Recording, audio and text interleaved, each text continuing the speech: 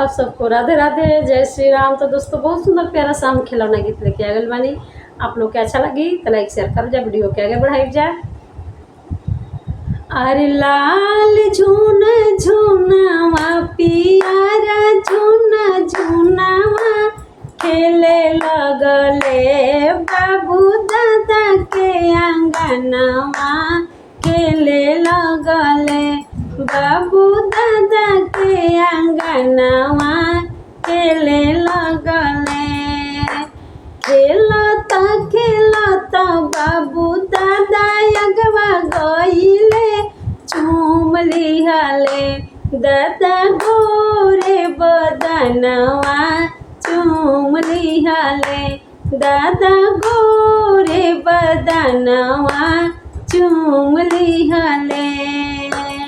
जुगे जुगे बढ़ो बाबू तोहरो मेरावा, जिया बाबू हमर वंश बढ़ावला, जिया बाबू हमर वंश बढ़ावला, जिया बाबू।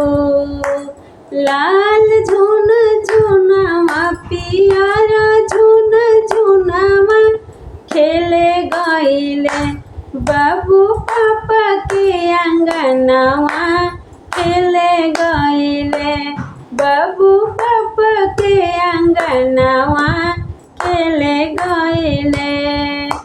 खेलता खेलता बाबू मम्मी अगवा गईले, चूम लिहली बाबू के गोरे बदनवा, चूम लिहली मम्मी गोरे बदनवा, चूम लिहली। जुगे जुगे बढ़ो बाबू तोहरो मेरावा, जिया बाबू हमर वंश बढ़ावला, जिया बाबू हमर वंश बढ़ावला, जिया बाबू हमर वंश बढ़ावला, जिया बाबू। लाल झुन झुनवा पियारा झुन झुनवा खेले गईले बाबू चाचा के आंगनवा, खेले गईले बाबू चाचा के आंगनवा, खेले गईले।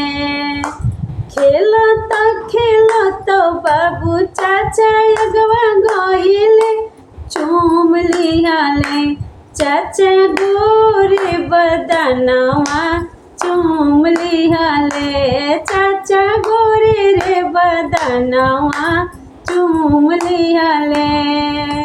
जुगे जुगे बढ़ो बाबू तोहरो मेरावा, जिया बाबू हमर वंश बढ़ावला, जिया बाबू हमर वंश बढ़ावला, जिया बाबू।